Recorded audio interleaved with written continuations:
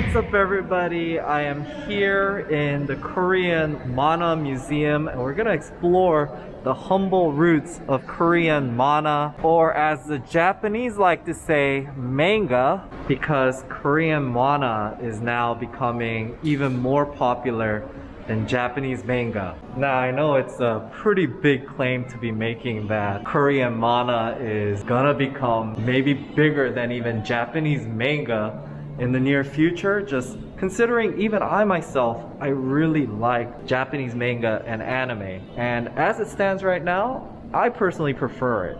But I was very surprised that there are so many Korean dramas already being released based on Korean manhwas and webtoons. A lot of people who watch Korean dramas will know series such as Itaewon Class that's based on a manhwa, and even I watched this one series called Miseng, and apparently that was also based on a manhwa. Even famous movies like Along with the Gods, that's based on a manhwa. And if you haven't heard about it, you'll most likely hear about other movies and series that are based on Korean manhwas. For example, there is one called Hellbound based on the Hell webtoon that the director of Train to Busan will be working on next for Netflix. And apparently this isn't even a recent phenomenon. I just recently found out that even Full House and Kung, which were really popular dramas in the early 2000s, those were also based on Korean manhwas. There's just so many manhwas and Korean dramas that are based on each other that I really can't list all of them for you. But apparently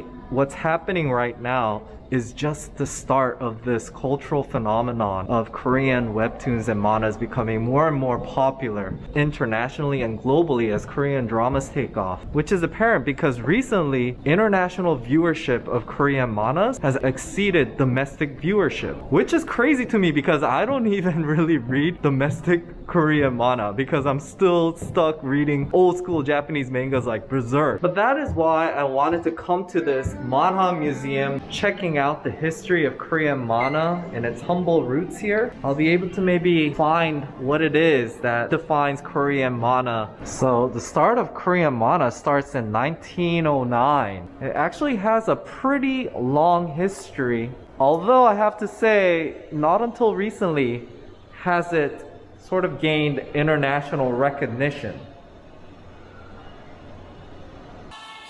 It seems in the early days of manhwa, Korean manhwa was very unique, based on very Korean characters like this dude, the Korean Robin Hood that goes around and takes from the rich and gives to the poor, not using arrows but traditional Korean martial arts with a traditional Korean mask.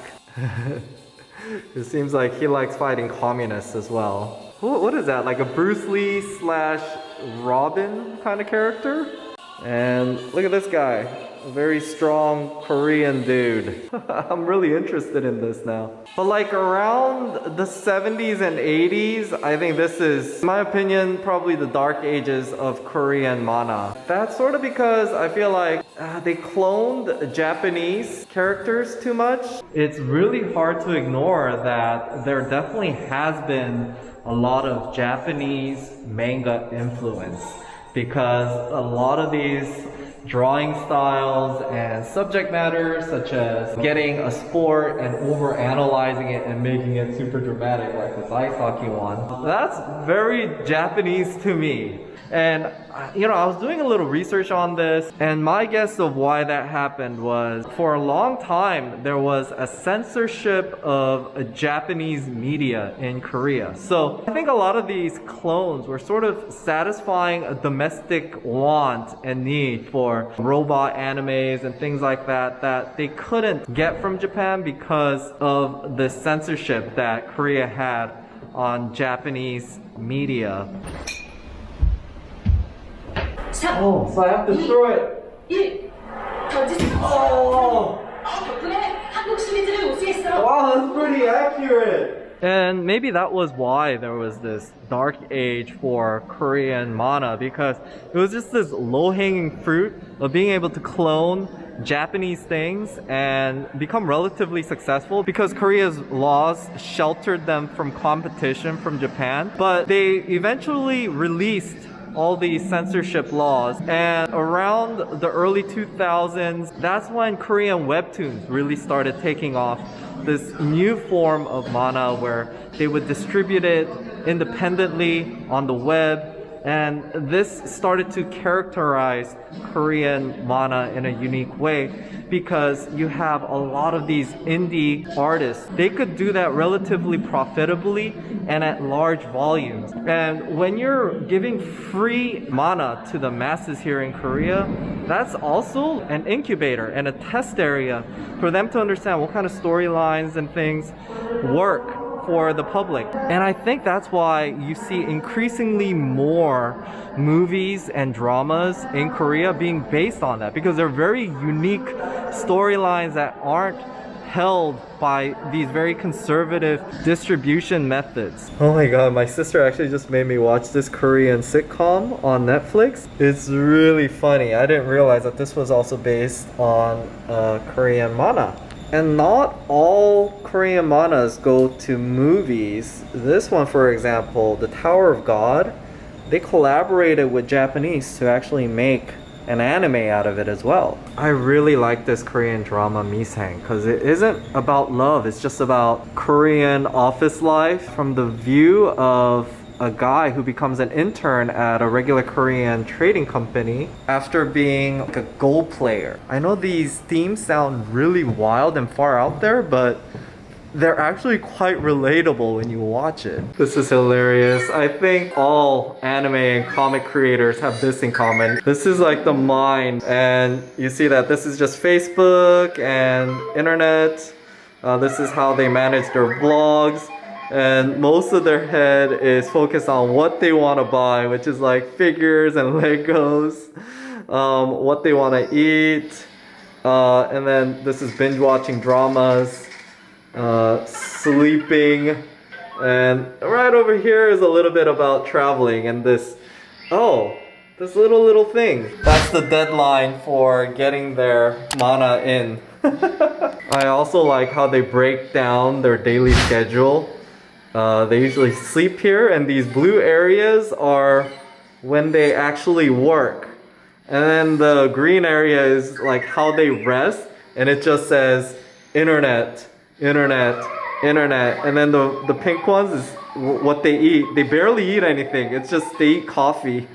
But then when they work, this is funny. So they'll do the blog and the cafe, they'll manage that. And then this work is they're making Legos.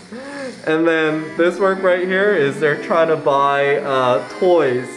And then this work that they have here is they're looking at used toy sites for the internet.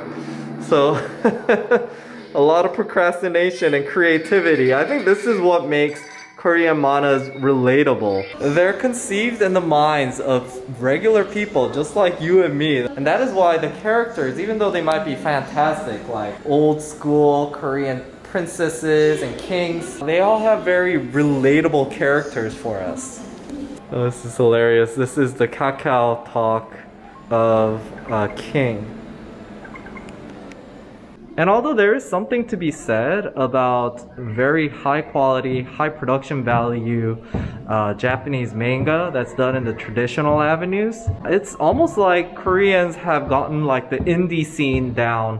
And that's what makes Korean manas lately very, very interesting and unique. Wow, I'm like really impressed just how creative these Korean cartoons get. I mean, there's one that's just based on being the god of bats. How could this be interesting? But apparently this was one of the more popular ones. I also like how they have a variety of different art styles. They don't just stick to your standard anime manga style. And I would have to say there's very distinct characteristics about Korean mana. I wouldn't say modern Korean mana is a ripoff of Japanese mana at all. I mean, this is very Korean to me. Oh no, it's raining. But they do have a webtoon sort of incubation area here as well, where people can come and work on their webtoons. This is like a really big complex. I wish I can show you more of it, but I'm just gonna wrap it up here. by the way, the entrance to here is about $5. And, you know, honestly, although there is English translation for a lot of this stuff, a lot of it you do need to read Korean. So I don't know if I would recommend every foreigner to come here to check it out. There is also a Webtoon only specific museum in Seoul that I recommend that you check out because it has more recent popular Webtoons that are taking off and showing the beginning of that, which I think is where the golden age of Korean Manhwa is gonna start out at. But overall, for me, this was very informative, seeing how through the ages, how Korean Manhwa changed and it developed. It honestly just shows just how humble of a beginning it had and how fast and quickly it developed, because the manga industry certainly wasn't as big as the Japanese manga or the American comic industry, but soon, whoa! So scary! It just thundered. But yeah, that's just me having to wrap up here. If you have any questions, please comment below and let me know. But I'm really excited to see all these new series on Netflix that are coming out based on Korean manhwas. I mean, manhwa is getting the recognition it finally deserves for all its unique storylines. All the artists that work really hard to bring it to the Korean masses. Now everyone can enjoy it all over the world. It's available in English. Definitely check it out. Naver, Town, there's plenty of companies that offer it. So yeah, the future isn't gonna be just American comics, Japanese manga. It's also gonna be Korean manhwa. Alright, look at I try to make it masculine, but Hope is actually, I don't know, I really like this. I thought it would be feminine, but it has a very tasteful sort of monochrome look to it. It shows that you don't have to be Korean. It's not in our genetics to be a great manhwa artist. That's cute. Yeah, so let's all be interested in manhwa.